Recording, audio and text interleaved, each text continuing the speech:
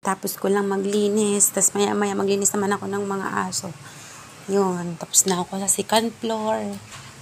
Naiakyat ko na yung mga lamisa.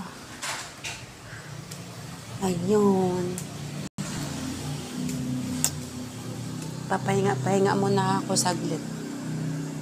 Ayan. Naligpit ko na. Tapos dadakutin ko lang yung mga tae dyan mamaya. Tapos papakainin ko yung mga bird. Yan. Okay na siya.